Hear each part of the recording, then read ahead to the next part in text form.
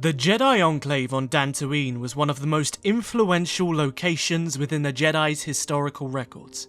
Outside of the wider Jedi network, the Enclave was considered a secret, and only those with true, promising potential beyond all the others were admitted and trained in the secret facility.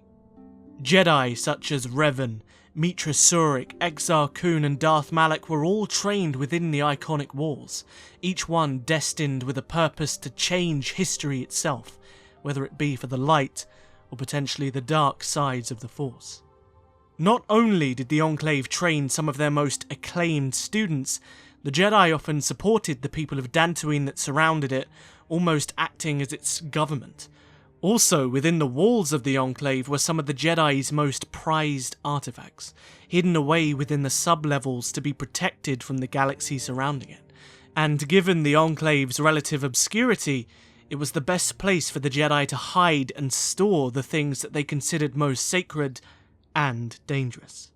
However, during the Jedi Civil War, Darth Malak decided to disgrace the Jedi even further than he had already done, and amassed a fleet over the peaceful world, much like he had done on Tarish a short while beforehand, although on a smaller scale. He ordered the Jedi Enclave be bombarded from above. The orbital bombardment utterly devastated and ruined the Jedi Enclave, killing almost every single person within and leaving it as a shell, a mark of the Jedi's failure to protect the people of Dantooine. Not only that, the Sith forces landed upon Dantooine and occupied the remains of the Enclave, looting as many artifacts as they could find, as well as all of the forbidden Sith holocrons that were hidden within. This event on Dantooine caused the Enclave to echo with the countless deaths of Jedi and innocents who were caught up in the crossfire. The echo, the terrible sound that emitted from its ruined walls, created a blanket across the surface of Dantooine, turning the entire planet into a cloak for any of those who wished to use the Force and wished to hide from those who used the Force to hunt them. Despite Darth Malak's reign coming to an end a short while after and the Sith Empire being destroyed, the people of Dantooine were left to fend for themselves. Originally, the people looked to the Jedi for guidance, but with them gone, the people of the planet created a government within a brand new city known as Kunda. They used the Jedi Enclave's ruins as a means of income to establish this new government, and because of its high value, scavengers and people from across the galaxy would often try their luck trying to scavenge what they could. However, the only remaining items that were within the ruins were in the sub-levels, which had been infested with deadly insects that killed almost anybody that set foot within.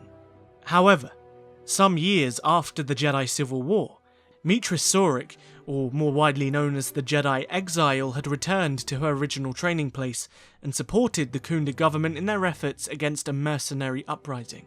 And during this time, parts of the Jedi Enclave were rebuilt, although who did this and why it was done was a mystery. However, despite the Enclave being rebuilt to some degree, another tragedy would occur within the walls a short time after, with the remaining members of the Jedi Council being stripped and drained of the Force by the Sith Lord Darth Traya, and their bodies were left to rot within the gardens where the Jedi Council once used to hold their meetings. Some time following Darth Traya's assassination of the Jedi Council, the Jedi Disra Lurajada, a survivor of the Enclave's bombardment and a historian of the new Jedi Order reformed by Meetra Surik, returned to the Enclave to survey what remained and what was. Disra discovered the remains of the Jedi Masters and the atrocity that had occurred within the walls, and not only was it desecrated from the outside, the mark of terror that occurred within left the old Jedi Enclave scarred.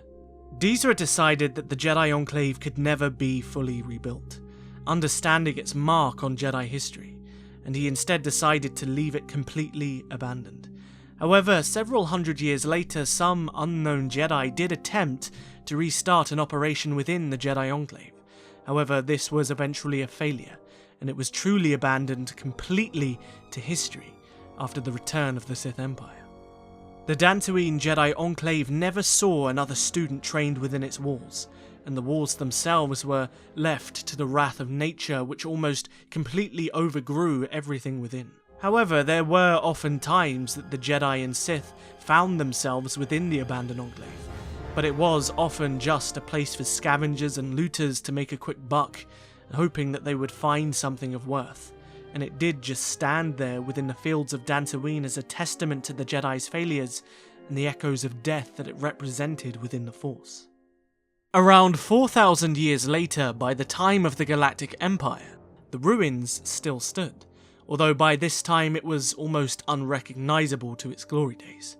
In fact, it was almost so unrecognisable that the residents of Dantooine called the old Enclave the Place of Fallen Rocks, a legendary location that was surrounded with rumours and mystery, a place that supposedly if one entered, they would never return. However, within the walls was a completely undiscovered mystery, something that had been left untouched. After hearing of the rumours of the Place of Fallen Rocks, the Sith Lord Darth Vader decided to scour the ruins of the Enclave in search of hidden Jedi knowledge.